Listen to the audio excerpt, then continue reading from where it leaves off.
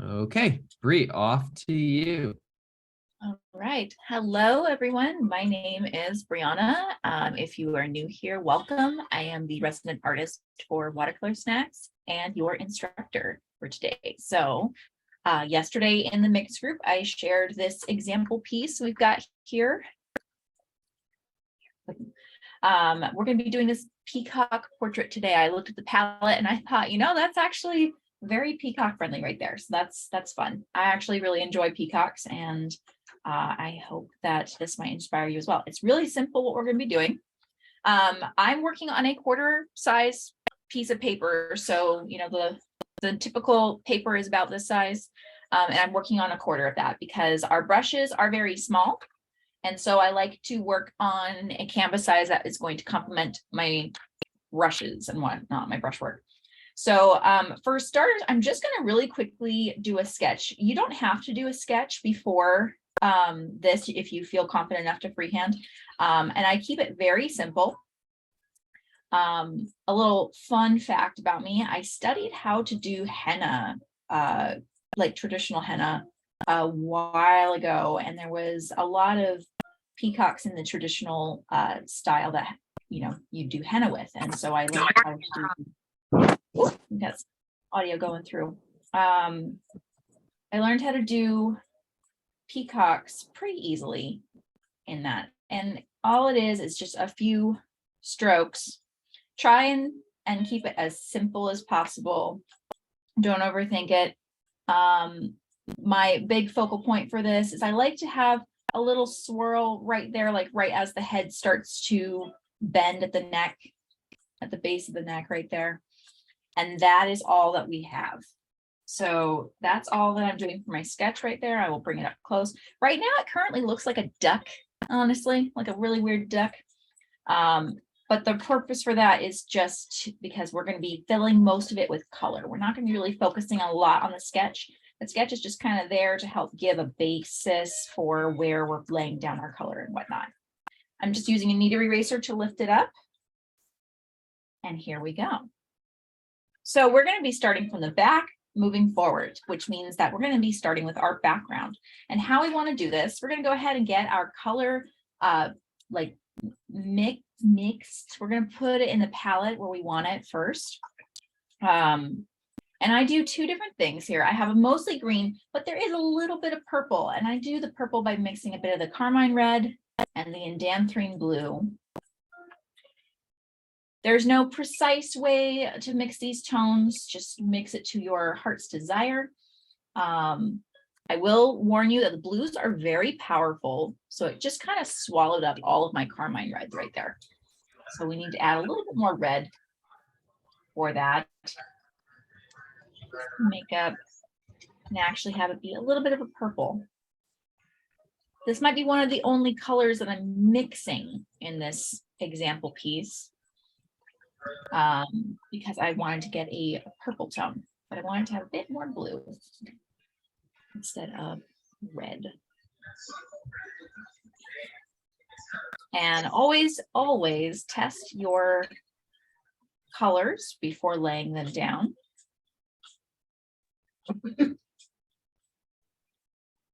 Henry?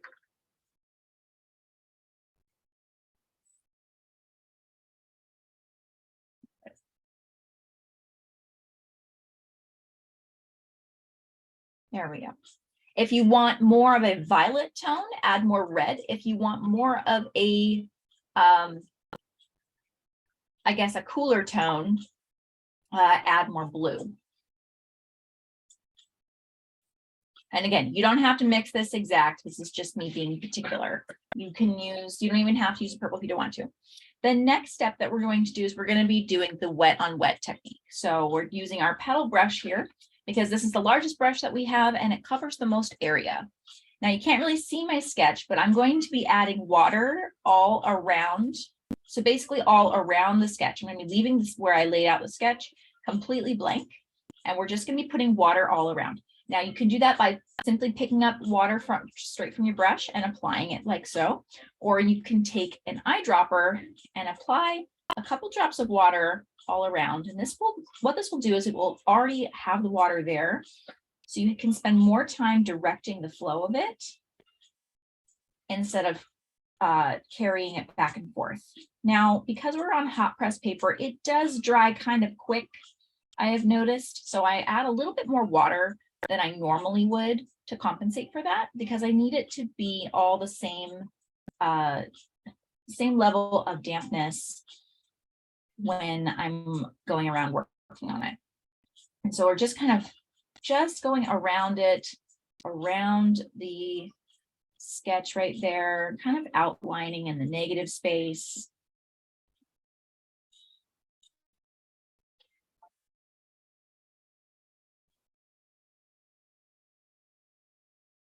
And if you're not sure how much water you have on your paper, you can always tilt it and angle it so you can kind of see the reflection against the light, and you can kind of tell where you might need to add more water and whatnot.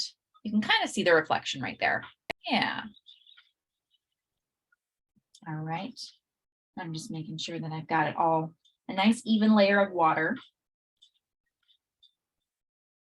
Now from there, I am going to take my emerald green color. We're gonna load it up because we don't want it to be so full of pigment. We want it to be nice and kind of loose, like kind of watered down a little bit, not too much. And we're just gonna start to blot in. You can even have fun. You can kind of like do these kind of stripes and whatnot. Kind of creates a texture. I'm going to be really kind of packing in the color right at the base of the sketch right there, right on the edges.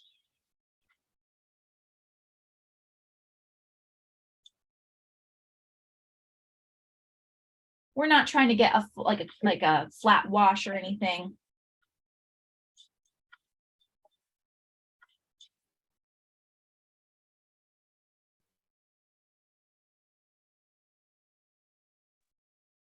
All right.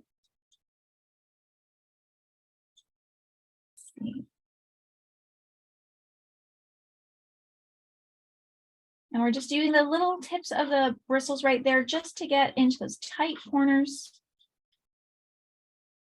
And you'll notice I'm putting most of the color at the base of the piece and kind of fanning it out and spreading it out as it gets closer to the top. So I'm kind of like getting a bit of a color shift there. It's not just one solid color. There's a bit of texture there and a bit of color gradient.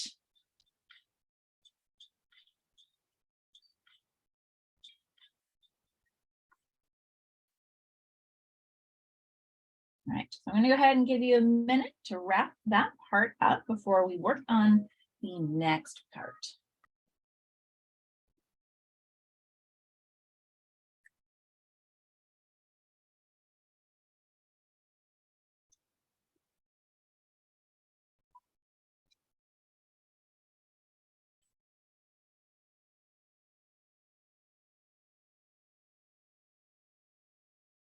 All right, so if you are still working on your background, that is totally fine. Well, I'm going to show you what we're going to be working on next. We're going to do a little bit of warm up because this has got to get a chance to settle and dry.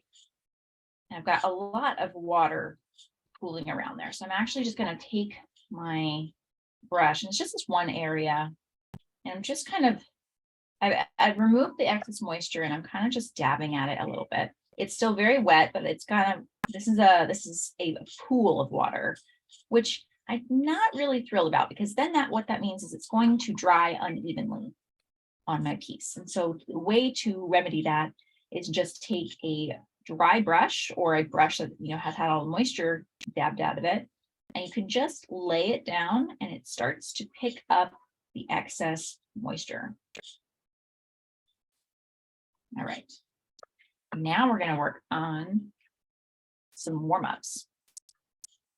I thought it would be good to do warm-ups today. I've had people ask if warm-ups actually are helpful, and I will say they are.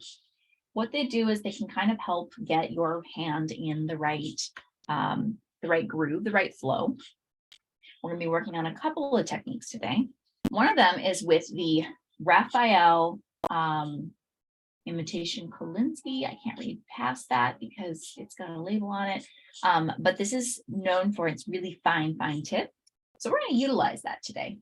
What we're going to do I'm going to pick color. I'm going to pick the indigo blue. Now, once I add paint to my palette, I actually always go in and add water just with the brush. You could add it with an eyedropper, but I like to add it with a brush because it still keeps it from being too watered down, but it allows it to flow a little easier. Now, what I want you to do here is I want you to work on doing just a few squiggly lines and try and see if you can get them smooth. Because I mean, I don't know if you can see, but I got a little shaky right there at the end, and that's totally okay, completely normal. This is one of the ways to kind of help warm up your hand. So I just like to do a few little squiggly lines, and you can change the angle of how you hold your brush as well. You might find you get better line work when you start from the top and dragging it down, or you might be better starting from the bottom and dragging up. Another way that you can do warm-ups is by practicing shapes, a combination of, angular ones and circular ones.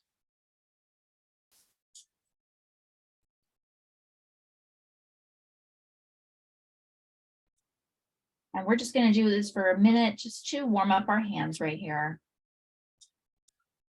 I'm just going to do a couple of shapes here. I'm going to do a couple of triangles, then I'm going to try for a couple of circles.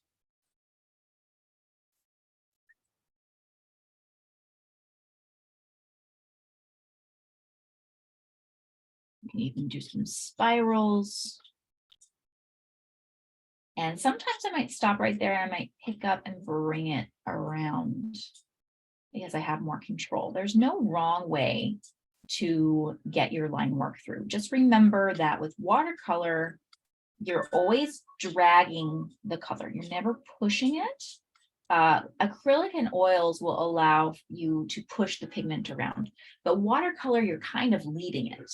I always compare it to like dancing. I used to do a lot of swing dancing, and you have leads and you have follows. And I feel like acrylics and oils can alternate between the two, but watercolor is pretty much you are leading the color. You can change the direction of how you drag the color, but you're always dragging the color. It's never pushing the color.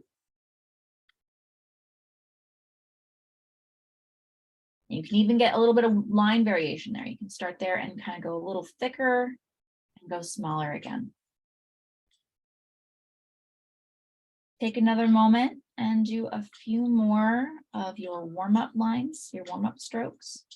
And again, we're just kind of waiting for our background to settle so we can continue our next part of the illustration. And these strokes are going to come in handy for the peacock feathers themselves. So alternate between the directions and just have fun with it. Just follow where your paintbrush is leading.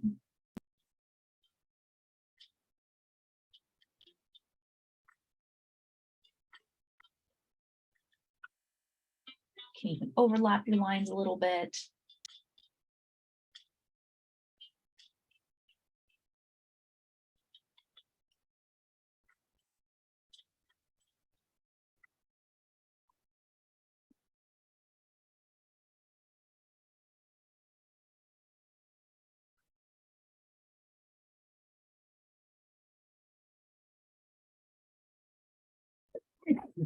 Let's see. All right.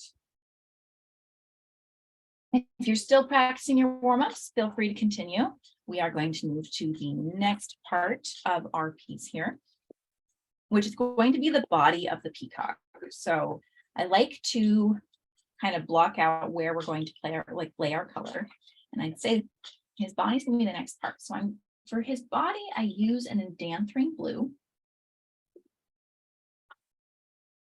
It's got that nice, almost purple undertone to it.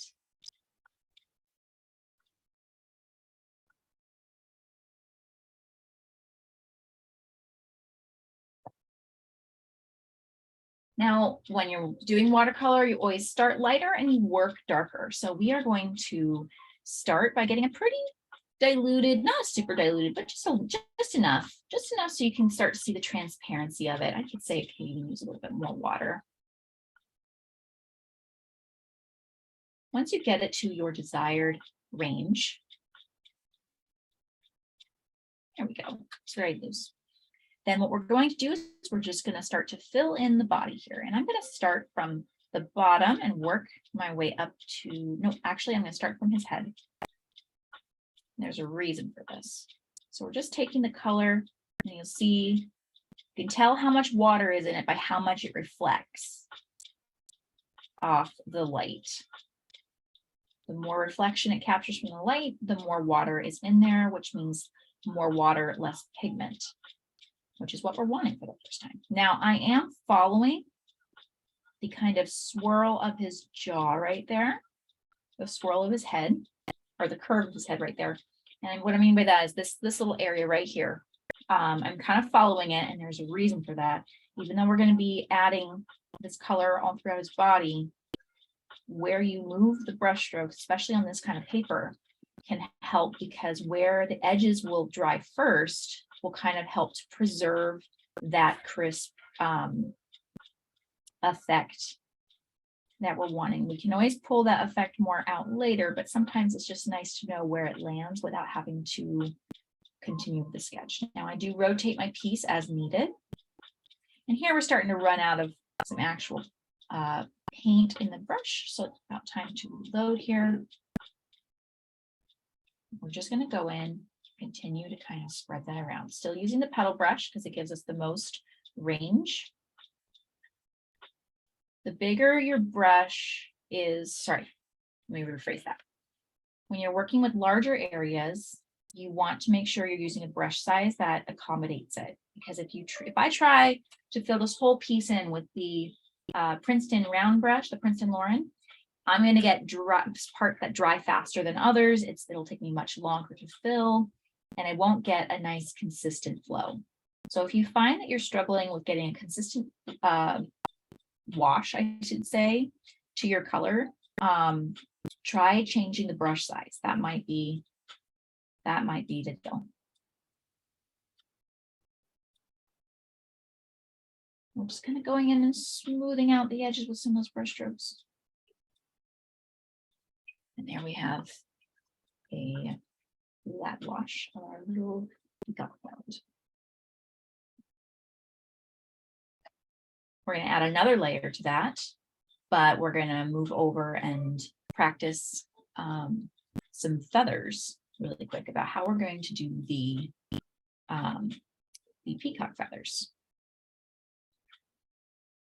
There's a lot of waiting for color to dry, which is totally fine. That's just part of the process. But it's good to have things to fill the time in with in between. It's kind of just what comes with the territory of watercolor. All right, so there's not much mixing for this one. What we're going to be recreating, and this is just for practice, we're going to be recreating these little peacock feathers right here. And we're going to start by laying down the emerald green color. Now, obviously, we don't have all the colors for a peacock. We have enough to give a peacock vibe. And I'm just going to start by laying down these teardrop shapes. Peacock feathers have all different kinds. Like real peacock feathers have these different types of shapes. But when I'm working with illustration, I like to keep it simple. So I've just drawn this little, almost emerald green avocado teardrop thing. I feel like this is the second avocado reference in the gym, as far as gemstone box classes have gone. And you can make a couple of those if you wanted to, just kind of getting in the motion of practicing the teardrop effects.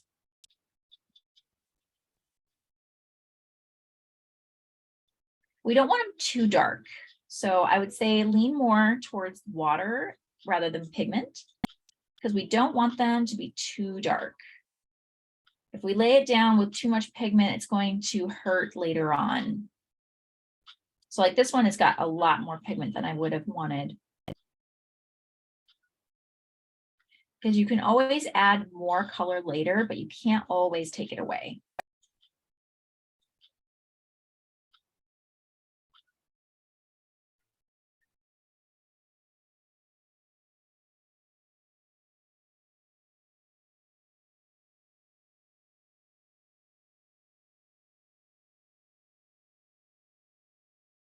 All right, and then the next part that we're going to do is we're actually going to take some of the Caput Mortem color, that brown color, and we're going to take a very, very light dilution of it.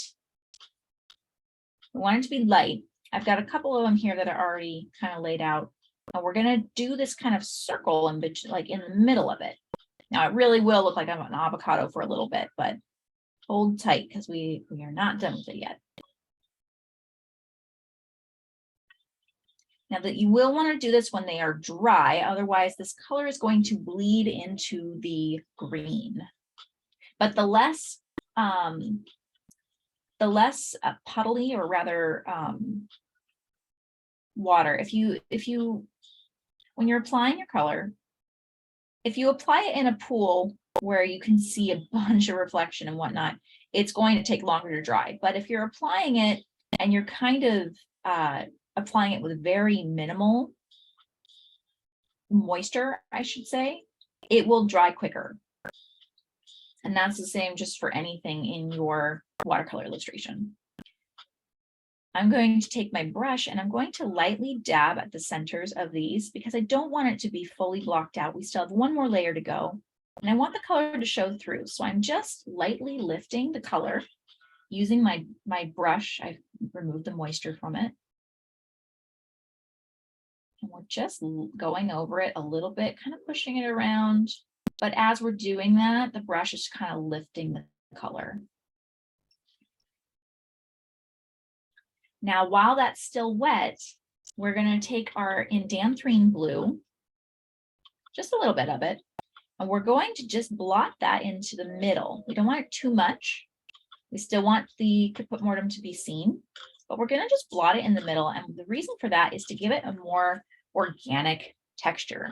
And now the purpose of this, it's actually more of a greenish gold, kind of like a dill pickle color that's in those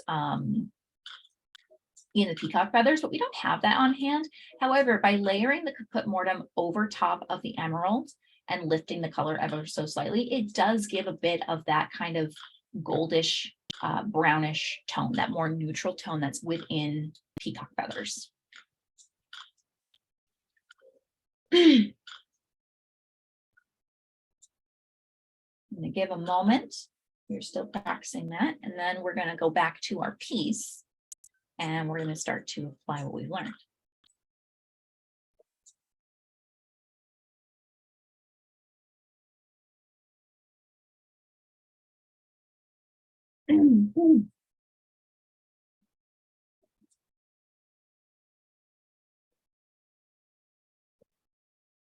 All right, taking it back to our piece, we're going to apply those. I totally forgot to place purple in my background right there. That was my bad. Well, you know what? We still can. It just won't be part of the wet on wet, and that's okay. We're just going to add another layer real quick.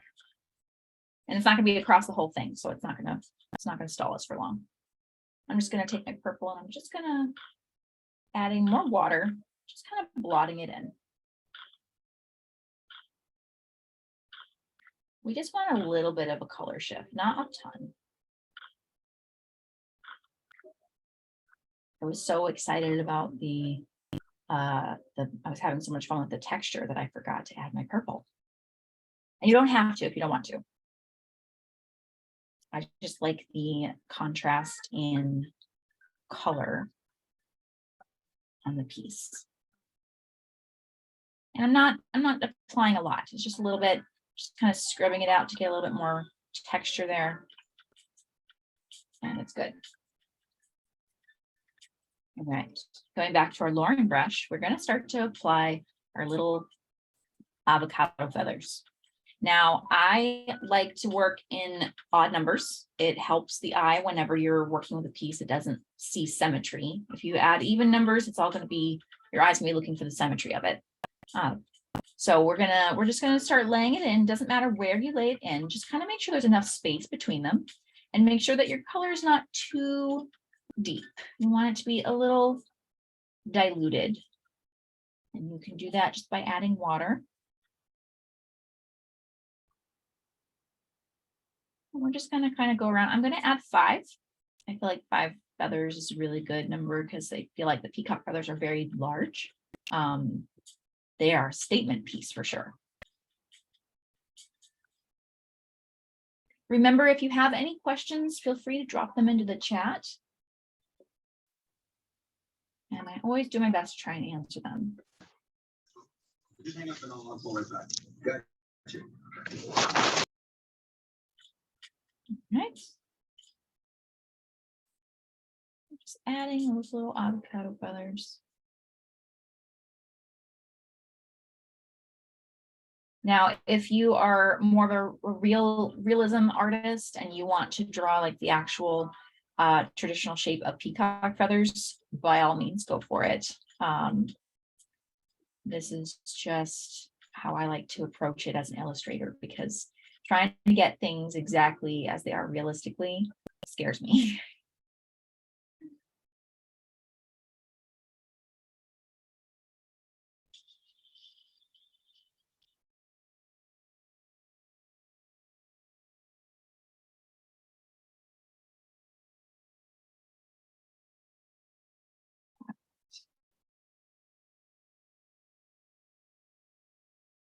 Now we're gonna have to wait for those to dry. So we're gonna move back to the body of our peacock. We're gonna add another layer to them, just to try and deepen up the contrast. And this time we're gonna try and get a little bit more value in his coloring. So I need to take some water now. Some people have mentioned that their paint dries very quickly when it's in a palette, and this is normal, especially depending on your climate, whether you have high humidity or low humidity. That will be a common thing, and you can either add water like this, but I will say that can dilute your color. But if you want to just lightly reactivate it, you can use a little mister bottle, and that seems to help to reactivate without diluting too much.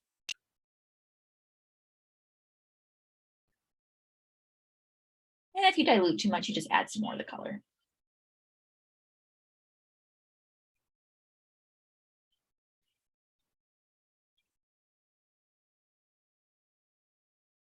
Right. Now, what we're going to be doing is we're going to be going in and trying to preserve this outline right here, right where the head starts to bend at the neck right there. I don't think birds have, well, no, they do have jaws. They're not very predominant. And I'm just taking my petal brush and we're just kind of preserving that outline, that crisp line right there. And once we have that line, then we're just going to start to fade it out. We're going to start to fade it out. We want the darkest parts to be right along that line right there. And we're just going to start to fade it out a little bit, letting the base of the head be the darkest part.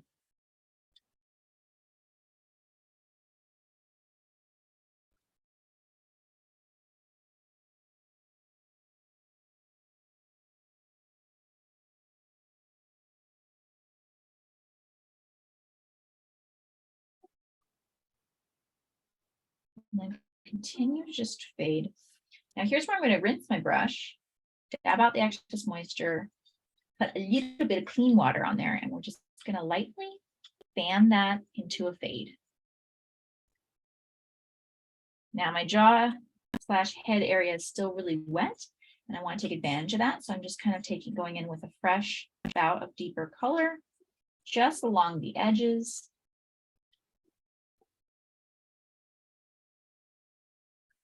I'm turning my piece a lot because that's where it's most comfortable for my hands.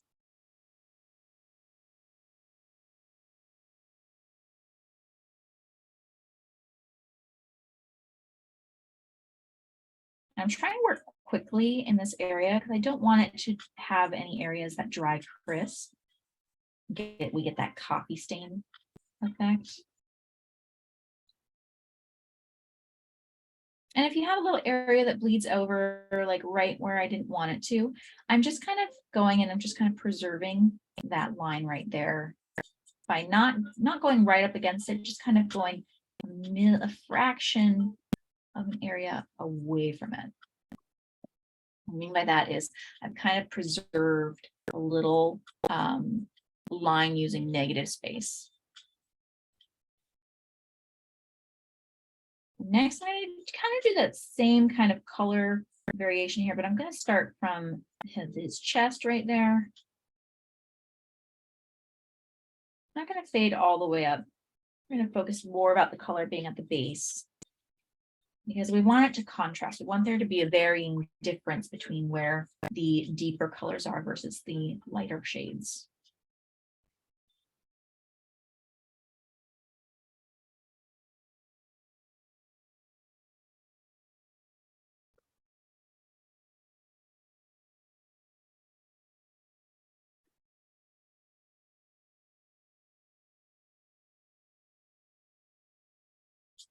I'm doing that for this other side of his body as well.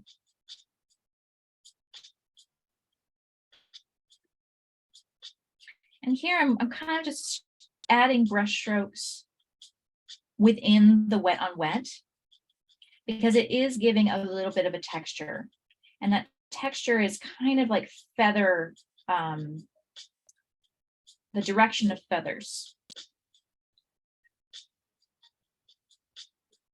We're not drawing each individual feather, but we're wanting to give the impression that, hey, there is texture on this bird. Like he's got feathers. They're just really, really sleek. So I'm going to hold it up here. I don't know if you're able to see it clearly again, like with the camera, but you can see there's a little bit of a texture variation just by adding, yeah, I didn't even add like fresh paint. I just used whatever was on the brush, just kind of moving the pigment around that was already laid down.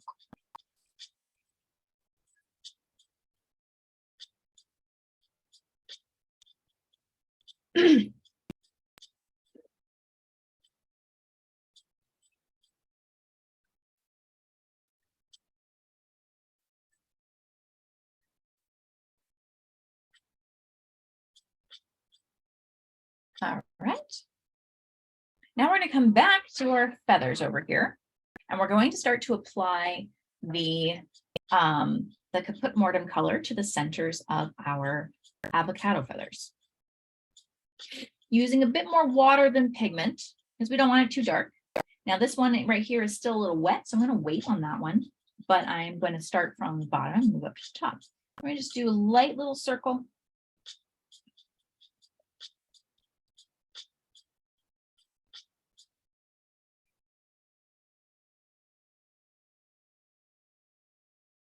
If you lay it down too dark, don't worry, because we are going to be lifting some of that color.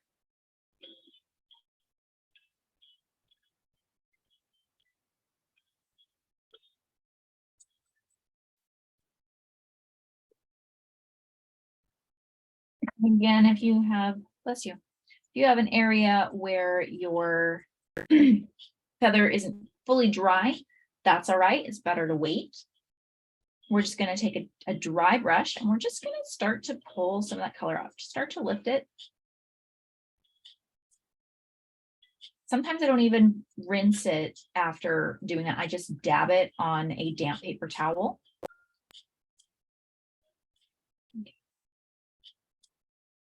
The dryness of the bristles absorbs the moisture. It's kind of why it's really good to use watercolor brushes for watercolor, because they're designed to hold moisture in them.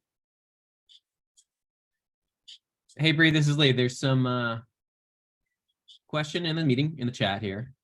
Okay. I'm getting some blooming on my paper. What is causing that? Which area is the blooming happening from? It's probably because it's not fully dry. Yeah, I think you're right. I think that's what they're referring to. So like right here, when I'm applying, because we just applied that brown color and I'm applying the indanthrine blue and it is automatically blooming. within that little space. And that's what we want for this particular technique. But if you're getting blooming on your paper, it means that it's not fully dry yet.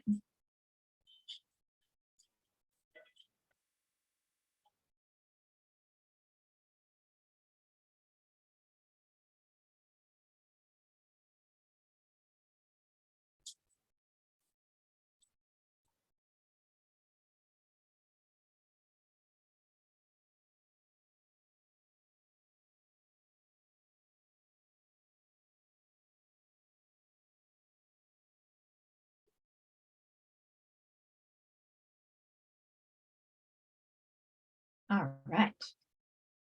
Now, while this is still kind of laying itself out and drying out, we're going to add little, I don't know what you call those, but the little decor pieces on the top of his head over there. We're going to start that by we're still using the Lauren brush, and we're just going to do these little streaks. I don't really connect a lot of pieces to my peacocks whenever I'm drawing them. So I kind of have them floating, but you are more than welcome to connect them, to connect these little flourishes to the base of his head. And they're just kind of these little, they're not, I don't know what you call these shapes, but they're just these little shapes of motion. And I'm picking up color from the centerpiece that I did right there, because I added way too much.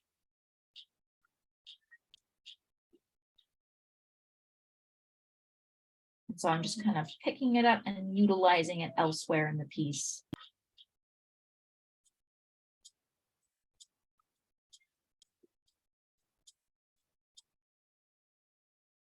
Now I'm using the indanthrene blue because it is the base of the peacock that we have there. And if you feel like they're not really shaking out to be the same shade, just add a little bit more pigment to it, and it will deepen it out a little bit.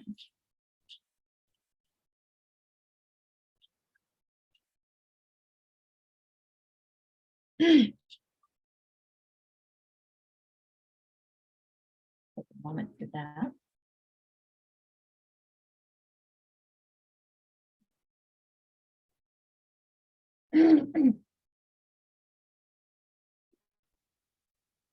Excuse me. All right. Now, if you have attended the previous class, we did this stippling technique in a skyline, and it was a lot of fun. And some of you were wondering, like, how the other ways that you could imply that stippling effect into other areas of your work. And so we're going to be doing some of that again. If you were not here for the last class, let me demonstrate. Using the Raphael brush here, it's just a matter of doing these light little dashes.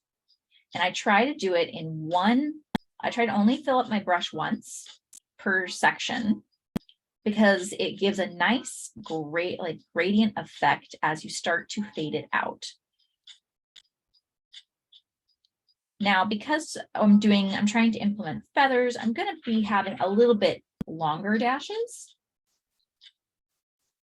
This is also a really great technique for fur. If you're doing fur on an animal, we're not doing fur, but we are doing feathers on an animal. So that will be close enough.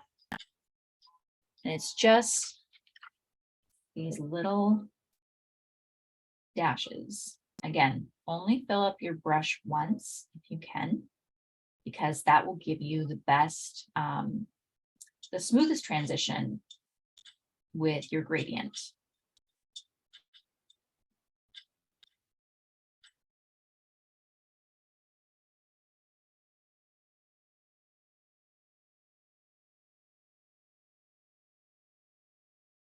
And there we go. We're just doing little clusters like that.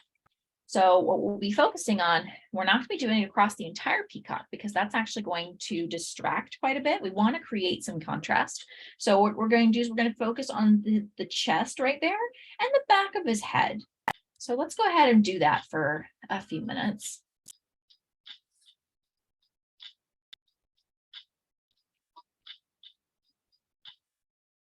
Okay.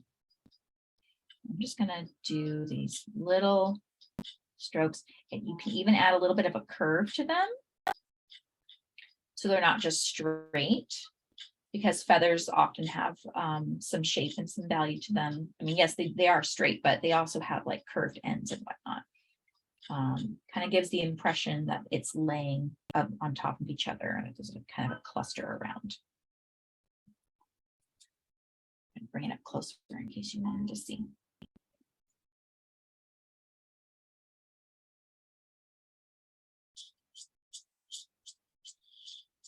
I'm just using that same full of paint, not going and refilling it. You can actually get quite a bit.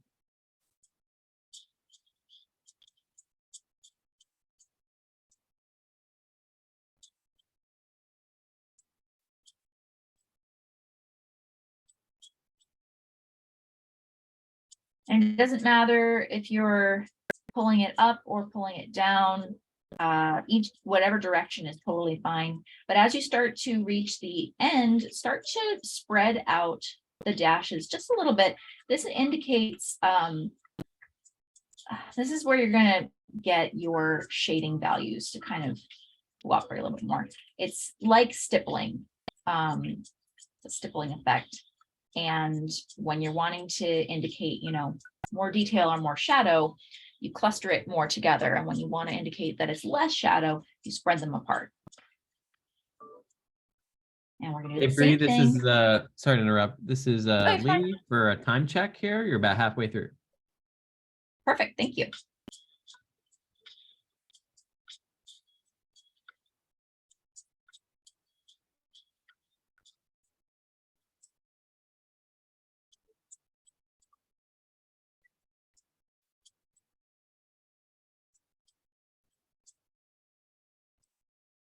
And if you overlap, if you find that you're stippling them so close together that they start to overlap into a clump, that's okay too. That's not a bad thing. Some areas being more clumped together can be a good thing.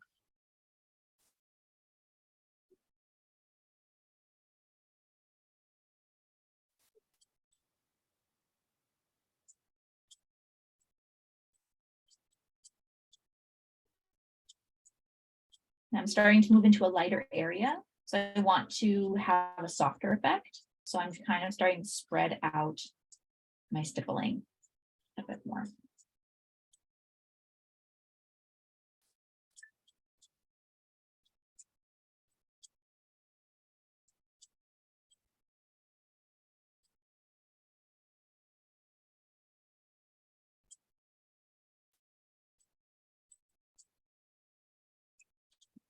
I'm going to give you just a little bit of a close up to see.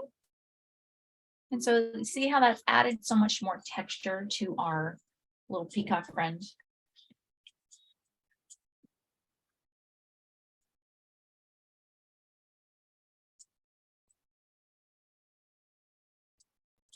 Right.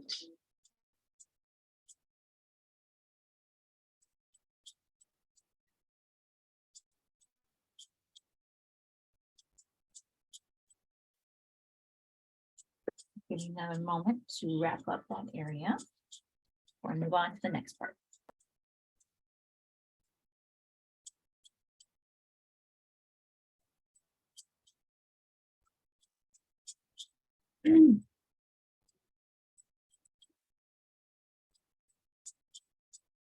All right, so now we're going to be working on the feathers in the background. So we're going to do that. I'm going to be using an indigo blue. I'm going to add a little bit more to work with in my palette here. And I don't want it to be too dark, so I'm adding 2-3 drops of water. I'm going to test it out, make sure it's not too dark. Yeah, it's pretty dark. Well, it's pretty dark if you have it all together in one clump, but add a little bit.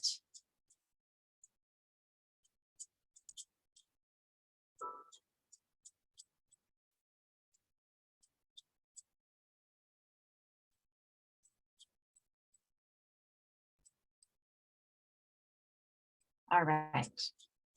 So what we're going to be starting to do here is we're going to outline the avocado shapes. We're gonna outline the tips of the feathers.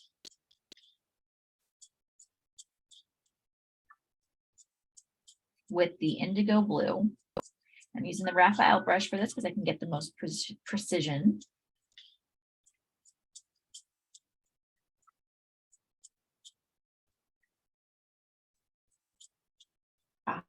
Yes. And as you're outlining it, what you want to do while it's still wet, you want to be able to drag the color and create these lines. So we're just going to kind of do these little squiggly lines. I have them going all over the place. Peacock feathers are a little wild like that. And just going and add more pigment if you need to, add more paint. I like to do kind of a back and forth motion, kind of a little bit of flame effects there. I think of flames whenever I think of that. Same thing for this one. And we're doing it while we're initially laying it down because we want it to feel smooth. We don't want it to be dry and then we try and add some more, you know, line work to it later on. And then it's very different from our first lay of color.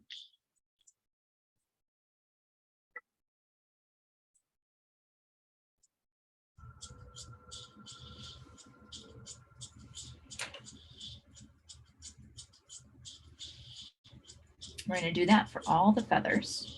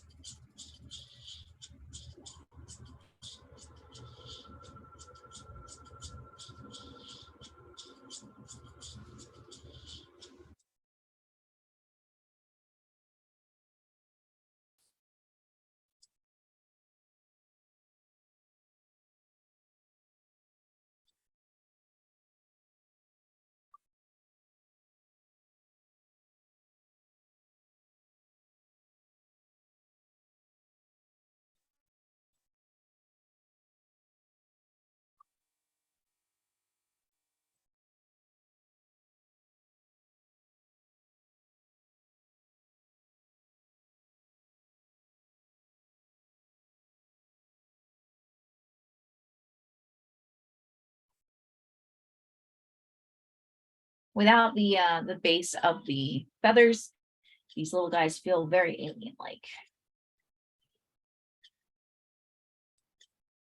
That's okay. We're gonna fix them up soon.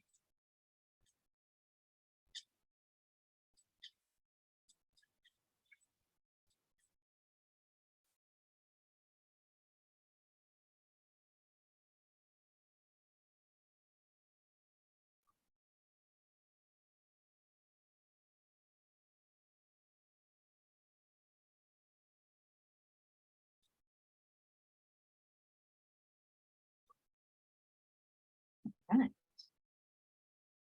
Now, once you have added the outline and the feather effects for your peacock feathers, now we're going to start to work on the base of the feathers, which to me is the funnest part. Now, this part is important to remember. This part is where you're going to start in the front and work your way back. And the reason for that is we don't want to overlap because there's so much busyness with these feathers as it is. We want to kind of preserve it. We're giving the effect without having to like overcrowd it. So we're going to start from the front so we can get all of our detail in that way. And then as we start to work back, then we know where to not overlap too much so it doesn't become too busy. Now, how we're going to do this, we're going to take that same blue that we've been working with, and we're just going to start from the base. You're going to drag it down, kind of give it a good base there, and fan it upwards if you need to. So what we're going to do, we're just going to start to do some of those lines that we were practicing with for our warm-ups, and just kind of go all over the place. There is no right or wrong when it comes to peacock feathers. They're very forgiving. So have some going in the same direction, have some going in the opposite directions.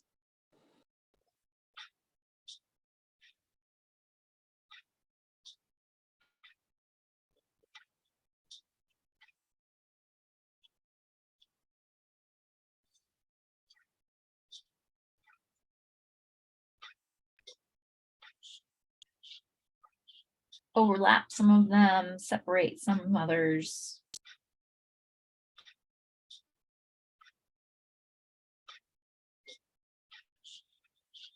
So there we have our first one. Now we're going to go on to our second one there.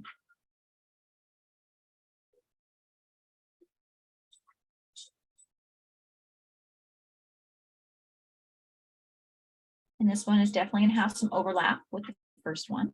That's totally okay.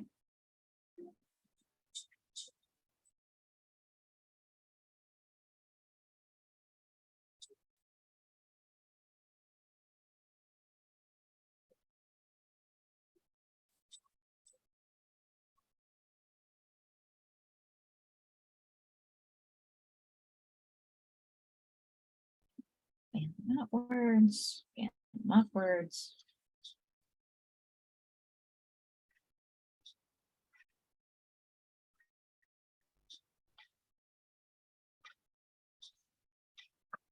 All right, now I have settled this one where I can't really add any other bristles to it. So I'm one feather down, but that's okay. Gives the right impression.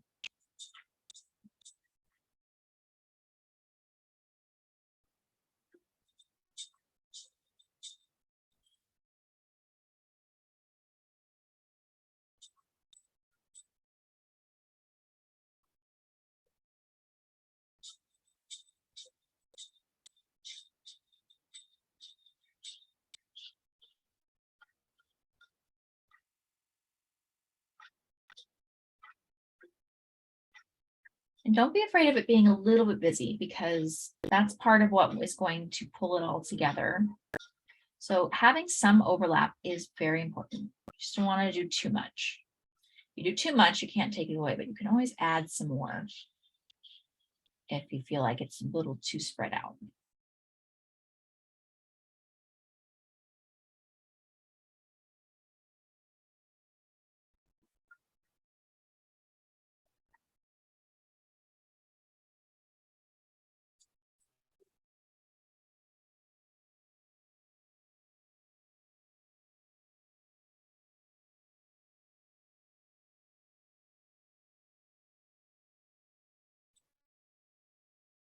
I could just make little wavy lines like this all day.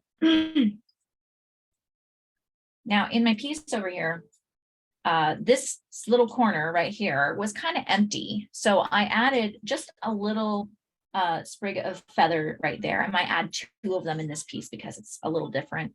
And the reason for this is just to fill the piece. You want to just fill the page. So you want to just kind of drag that down.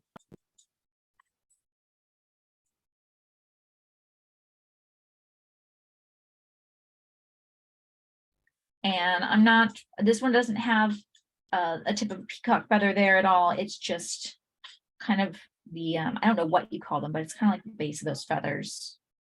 It's just the stringy parts, which are beautiful and fun in and of themselves.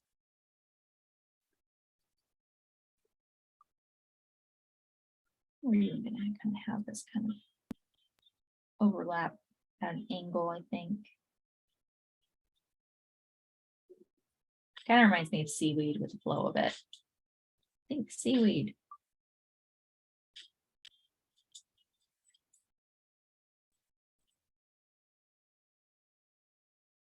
There we go. Then it adds texture without it being too much. Or not enough.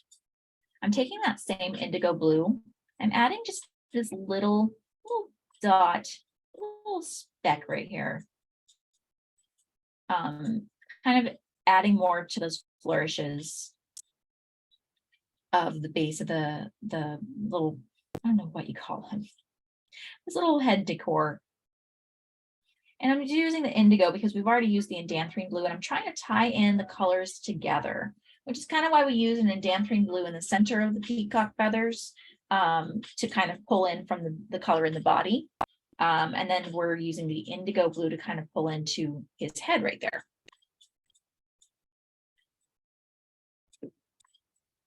give you a moment to finish working on your feathers.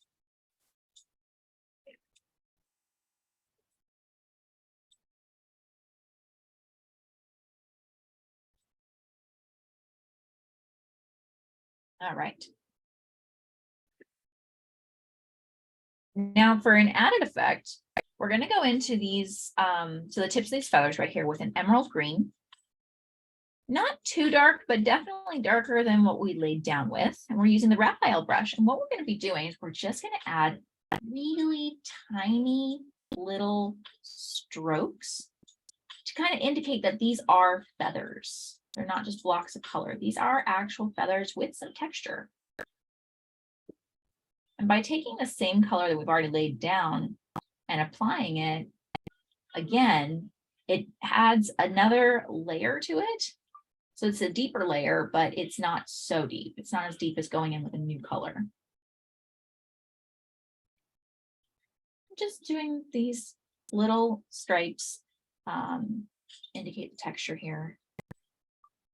And it's going all in the same direction because I want it to feel like a feather. And I'm not going over the center part of the feather because I want to preserve that as its own. So it gives the texture of feathers without having to distract too much. All right.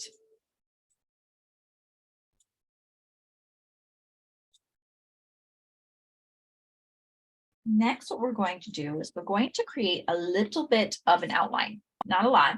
So we're going to do a little bit of watercolor line work here, which is not going to be much. We're just going to be focusing a little bit on certain areas.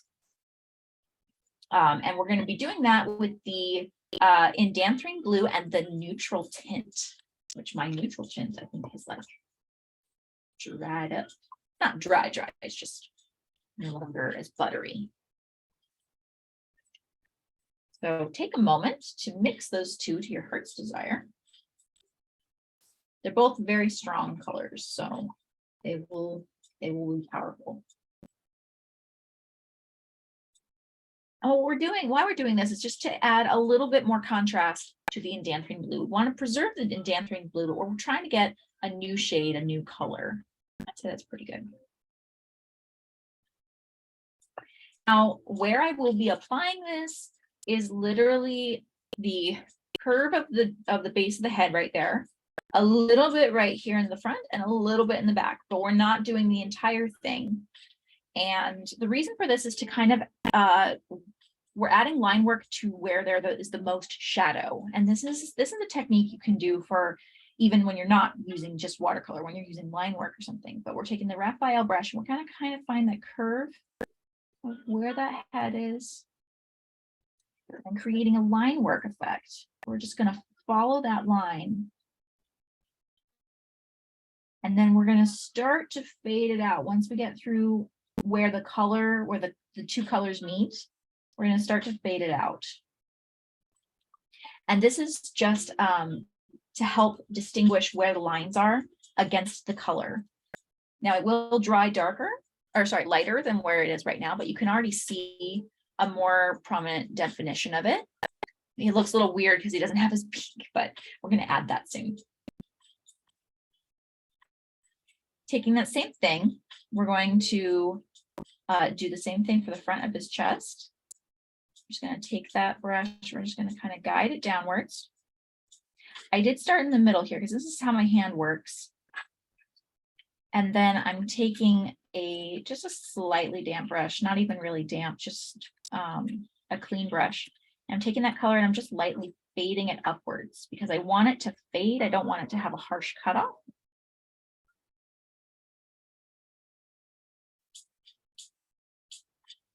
It will have a harsh cutoff if it's not even. If it's not even when you're applying it, like when you're applying the color, it will dry, like one area will dry faster than the rest and you'll get that coffee stain effect. We don't want that when we're doing a line work type feel. And we're going to do it one more time over towards his back right there.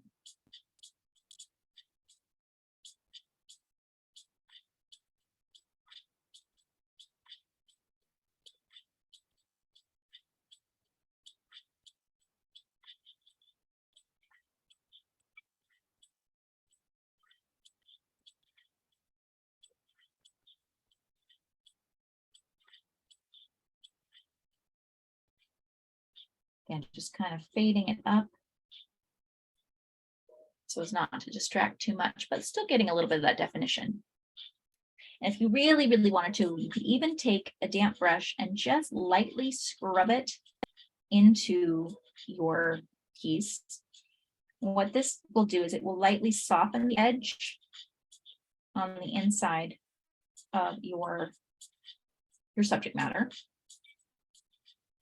You only want to soften one side, and I'm softening the side that's actually on the inside of the subject matter. If I were to do this on the outside, it would look a little bit weird, but by softening the edges just slightly, it can kind of help with that contrast a little bit.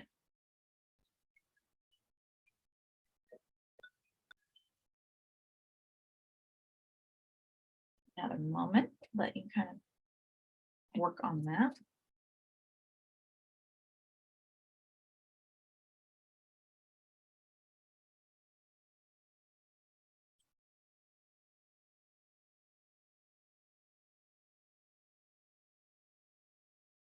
Didn't realize I was moving fast. So if there are questions that you would like me to dive in further, please don't hesitate to ask. We will have time. All right. We're going to work on, we're going to do this little technique right here. And for his eyes, you're going to need a paper towel or a corner of one. You don't need a lot. This is just going to take a second. We're going to use a lifting technique on his eyes. So taking a really loose amount of paint of the emerald, we're just going to go in, we're just going to lightly fill in, carefully, I should say, not necessarily lightly. We're going to carefully fill in his eye right there.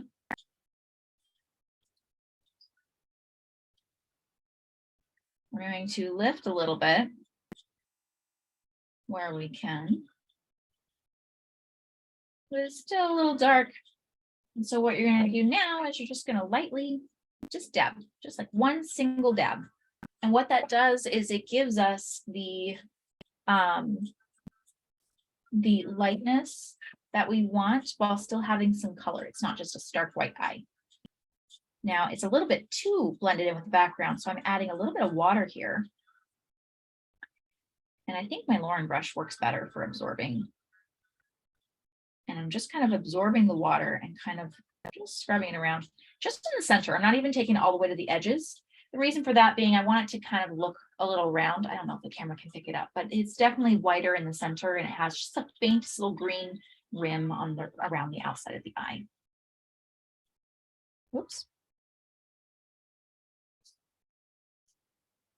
Now next, I'm going to work on his beak. We did get these, the Faber-Castell watercolor pencils in our gemstone box, and I have an orange one, so I'm going to use that for his beak. However, and you may have a different color. You may have a yellow, you may have a pink, you may have something different. Don't be afraid to use that. If you really want to, you can even pull a color that you want from another palette somewhere.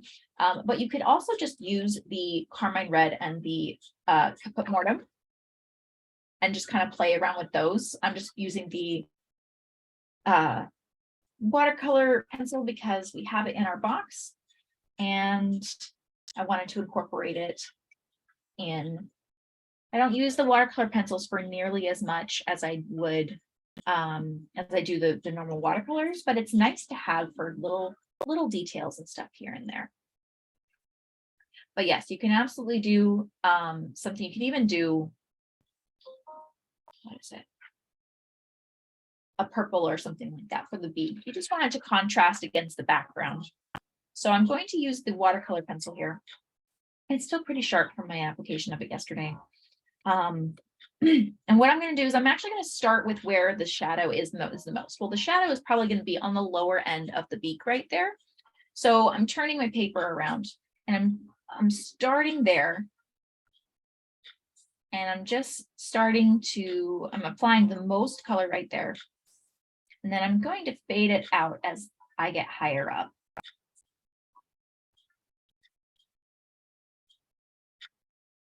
And deepen it out right there, but then fading it. Next, I will be applying water. I'm going to use my Lauren brush because I feel like it has a little bit more spring in it. And it's damp. I don't have a lot of water in it. I just have it damp. And where I typically start when I'm working with watercolor pencils, where I typically start is I start from the lightest point, because if you start from the darkest point, it's just going to carry all of that color. Let me show you. That's why I love live streams, because I'm so much better at talking in person and showing you visually than I am just trying to describe it. So I've got a darker color fading into a lighter color. Now, when I go to apply from the darker color and spreading it outwards, it's just going to create a flat wash within the area that I have selected. But if I start with just a damp brush from the lighter color and moving it towards the darker color, it preserves that color value that I want. I don't want it to be all flat one area. I want there to be some definition and contrast. So I always start from the lightest point with my watercolor pencils and then work inward, because then it pushes the darkest pigment to your shadowy areas. I don't know if that was ever explained before, but that's how I work it.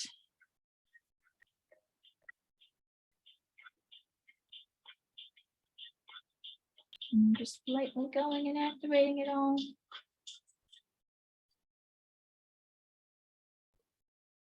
There we go. There you can see that I have managed to keep my shadowy edge right there and kind of have it faded there.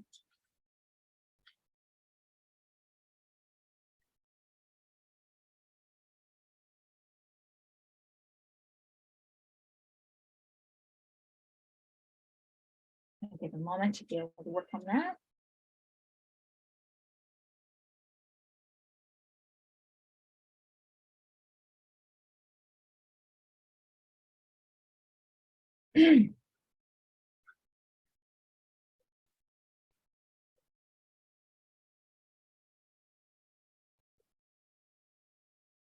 Now, also don't forget that we do have the Uni Pen fine line, and that really nice fine tip brush pen. You can also use this to outline your piece if you are somebody that wants to do that. I like to show you how you can increase value and contrast with just colors, so you don't have to rely on line work. But if you are somebody that enjoys line work, you can absolutely add some more detail and definition. Also, I will say that even though it's black, this has got to be really fun to practice these little feather strokes with. All right, now we're going to be adding a little bit more detail to his little headpiece. We're doing that just with emerald this time. Hey, Bray, we have a question in the chat here. Sure. Sherry says, if I want to go back and deepen the shadowed part of the beak, is it better to wait until it dries or do it while it's wet? I would say because it's such a small area, I'd say wait until it's dry. Because if you start to add in more shadow, especially if the entire beak is wet, what you're going to run into is you're going to risk the color bleeding all over the area. So you might not get as much shadow preserved. So I would say probably wait until it's dry and then add some more. Good question. All right, so I'm just adding a little bit more embellishments to his headdress right there. I'm doing a little dot, kind of following that line with little strands of feathers. And then what I like to do, and I used to do this a lot with henna, I just like to add little dots. I feel like it adds texture without having to be too detailed, too specific. There we go, too specific. I'm using the Lauren brush for this because it gives really good dots.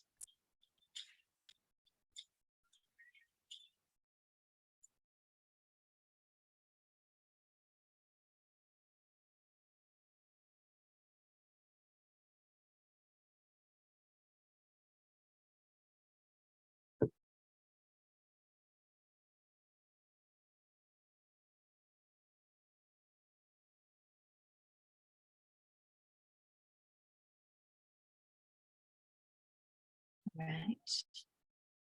And then with the same color and the same brush, we're going to add just a few dots around for texture. We want it to be fairly diluted. We don't want it super pigmented. And I'm just using that same emerald green. I need to add a little bit more water. And that's just to fill in the space that we have around the peacock here. I'm going to go ahead and turn my paper upside down. And this is just a matter of laying in these little dots and dashes and whatnot. Kind of like a polka dot effect, not so uniform as a polka dot, but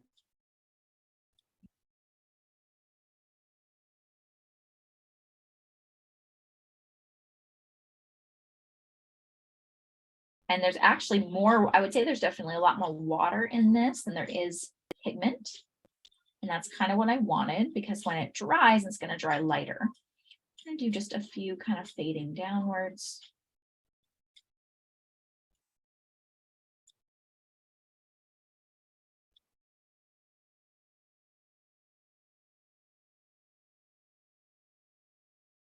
And there it's just kind of busied up the space a little bit better.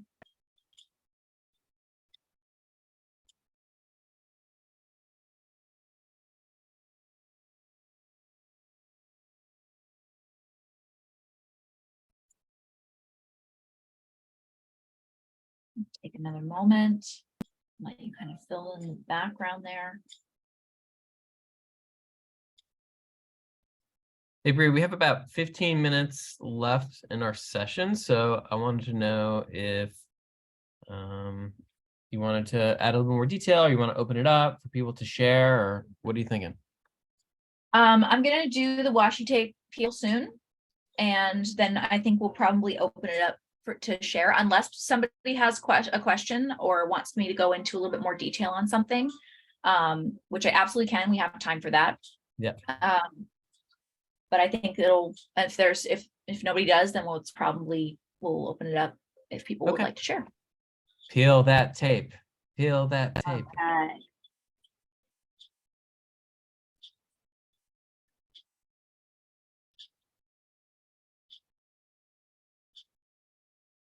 This is for all the people who enjoy that lovely ASMR.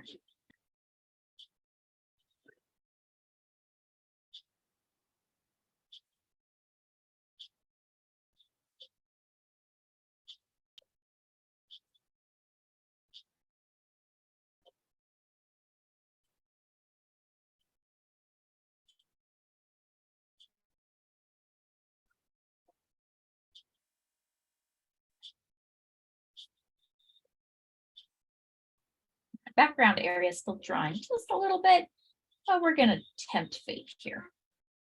Just keep going.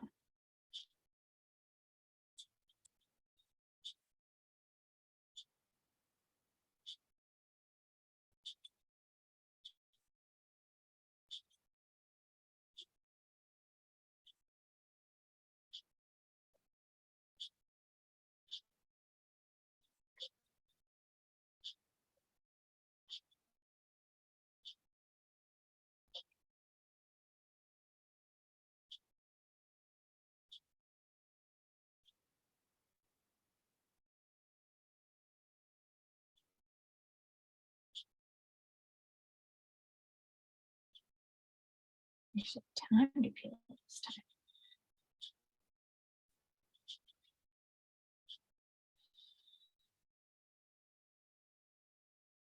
The best is when it peels and there is no tearing.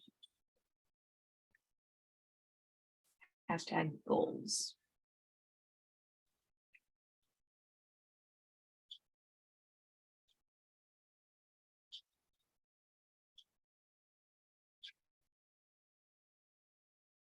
And there we have it.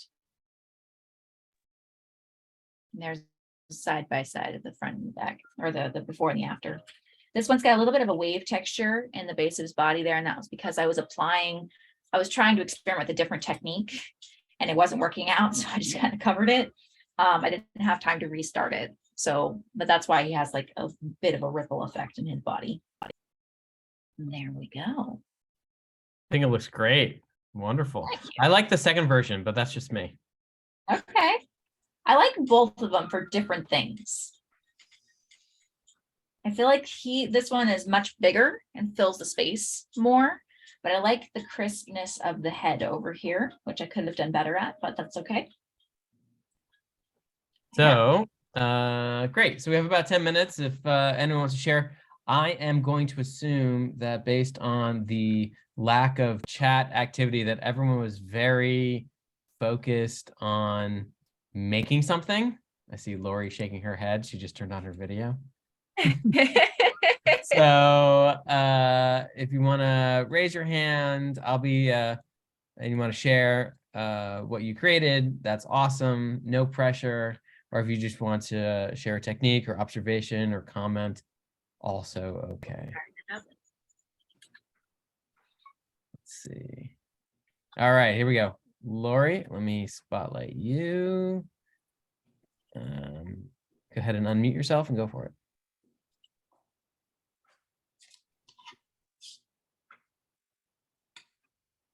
Oh, beautiful. Oh, I love the texture. Thank you. I Feathers did are gorgeous. the dry brush Raphael spread bristles to kind of give the Okay. feathers more fluff. And then I love that. when I do stippling, I can't look at it because your brain wants to make patterns. Yes, And it does. I struggle with that because I'm a botanical style artist. So what I do is I kind of do side eye it, and then I get more of a organic pattern than, just all in a row and all That's that. That's just a tip. Brilliant tip. Thank I you. love that. That's brilliant. Thank you. Excellent. And I love that you use the dry brush technique for the feathers. That completely escaped my mind. It Maybe we'll filled practice it the dry in, brush. gave it more of an organic look, but it's also very messy. So if you don't like that look, just do a practice with it. So Yes. Beautiful. Love it. Wonderful. Thank you for sharing, Lori. Let's move on to, let's see, Rome looks very anxious. So how about we do that? How about we bring her up here? What Rome's got? There you go. Go ahead and unmute yourself.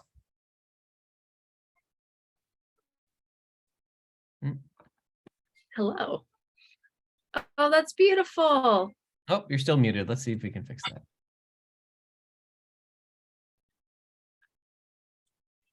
Has to unmute.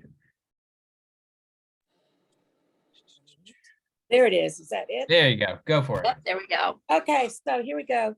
Look at, I really liked the lady who shared first. I liked it without the eye. The eye looks a little stark to me. What do you think? I think it looks good in the camera view that I have, but if it feels too stark. So the thing is with eyes, when it comes to eyes, you almost want it to be a little bit more stark because the focal point is often the face or the portrait. So you want the eyes to stand out. If you feel like it's too stark though, then you can add just like a little bit more emerald and maybe just keep adding a little bit more until you find that you're happier with it. But I will say, I'm personally always like the eyes to be a little bit brighter. Okay, well, But I think it thank looks you. great. And thank you so much for the information you gave us today. I appreciate it. Absolutely. Thank you for sharing. Also, great background.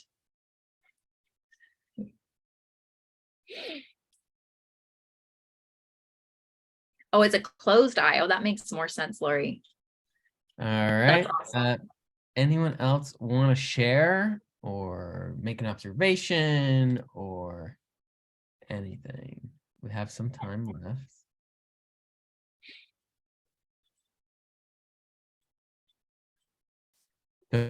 Don't all run up here at once, everybody. Come on. But that's totally fine if no one's in the sharing mood or you're still working. I think there is one more live stream session left. Is that correct? In this For the quarter? gemstone box, yes. For the gemstone box. I don't remember the previous stream. I got it here. Huh? I don't remember in the previous stream if you teased anything for the next box or if you even Tease wanted the colors. You did tease the colors. Okay. colors. Yes. Oh, thank you. Sarah's in the background here. She's like, yeah, we've been talking about it all over Instagram, people. Yes. Wonderful. Let me just do one more check here, see if there's anyone else that wants to share. See, I see Rodney, Karen, Sherry, let's see. Linda, totally fine. Let me just check the chat here.